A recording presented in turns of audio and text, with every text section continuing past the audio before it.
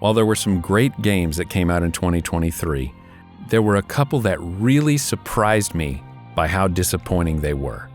In very similar ways, by the time I finished these two games, I regretted having spent any time with them at all. The first one is Final Fantasy XVI. All through development, I had no interest in this game. The characters looked generic, and after not enjoying 13 or 15, I didn't have much hope for this one either. Then I played the demo, and it hooked me. In the end, though, I'm not entirely sure how I feel about this game. I feel like the demo bamboozled me. The characters, story, the voice acting, and graphics are all great. The combat is fun enough and exciting, even though it does start wearing pretty thin in the last half. But there were also some really frustrating issues with the pacing and the in-game economy.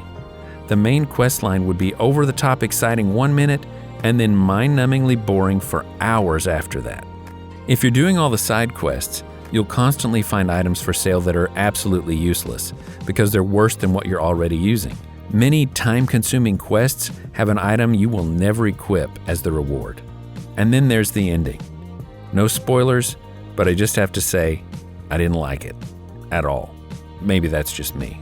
It is a lot better than Final Fantasy XV, but that's really not saying much. And then there's Starfield.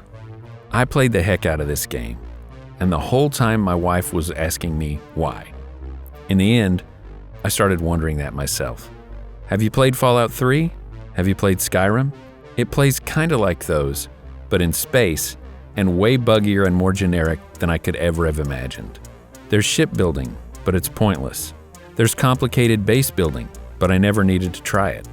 There's research and upgrades for your weapons and gear, but the game was still super easy without fooling with those at all.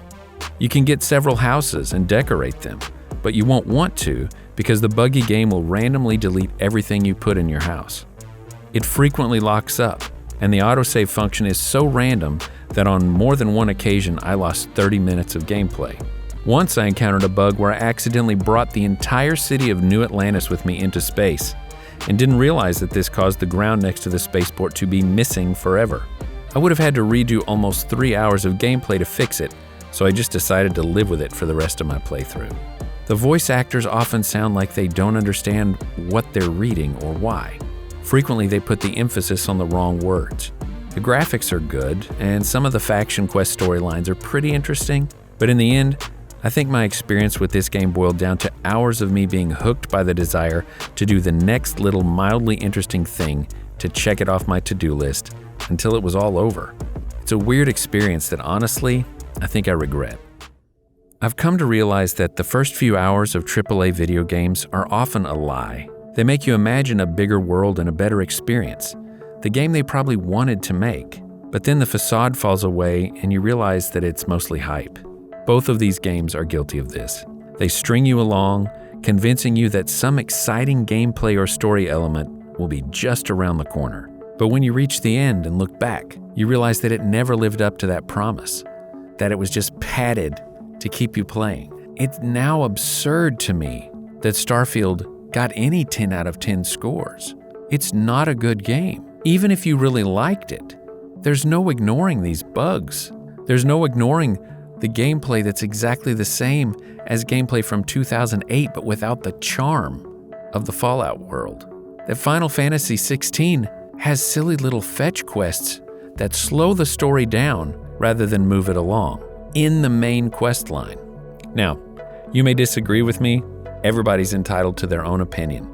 I celebrate all game developers. I celebrate all consoles and platforms.